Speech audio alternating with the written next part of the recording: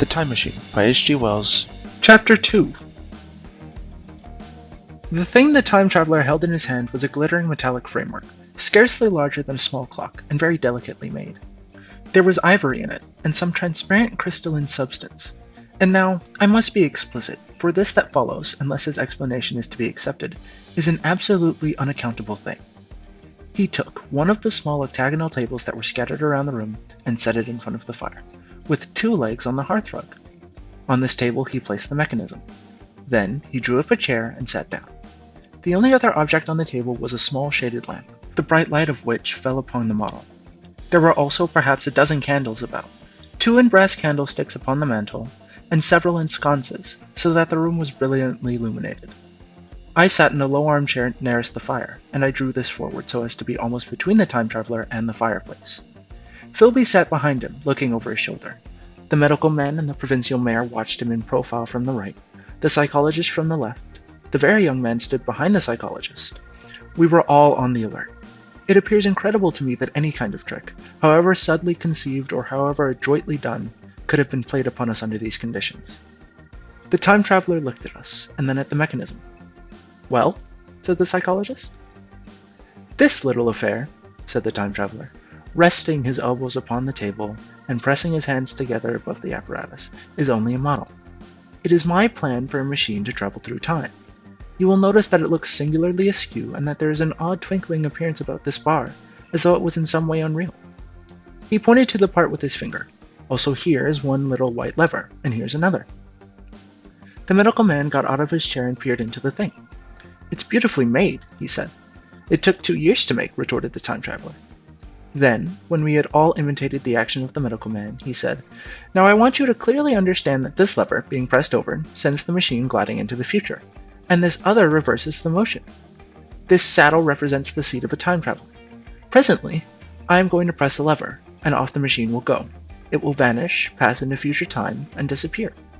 Have a good look at the thing.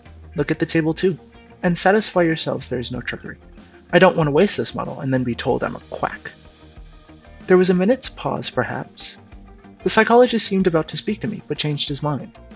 Then the time traveler put forth his finger towards the lever. "No," he said suddenly. "Lend me your hand." And turning to the psychologist, he took that individual's hand in his own and told him to put out his forefinger, so that it was the psychologist himself who sent forth the model time machine on its interminable voyage. We all saw the lever turn. I am absolutely certain there was no trickery. There was a breath of wind, and the lamp flame jumped.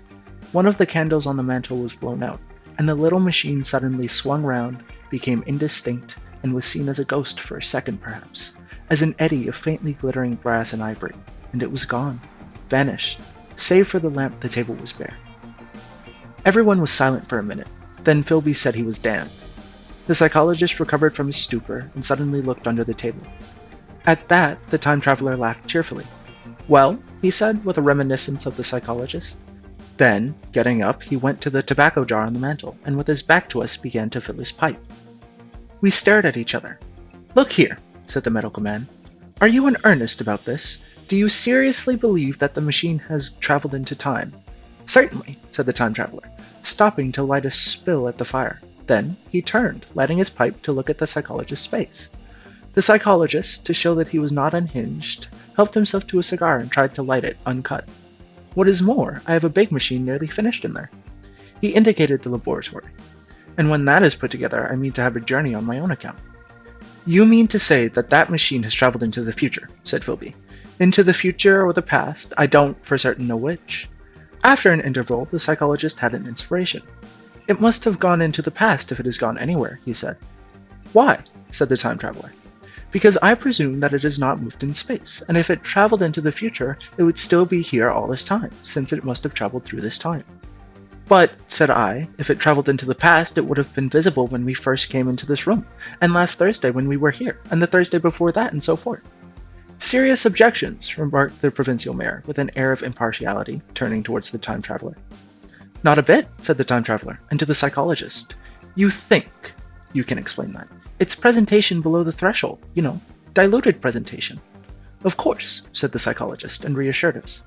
"That's a simple point of psychology. I should have thought of it. It's plain enough and helps the paradox delightfully.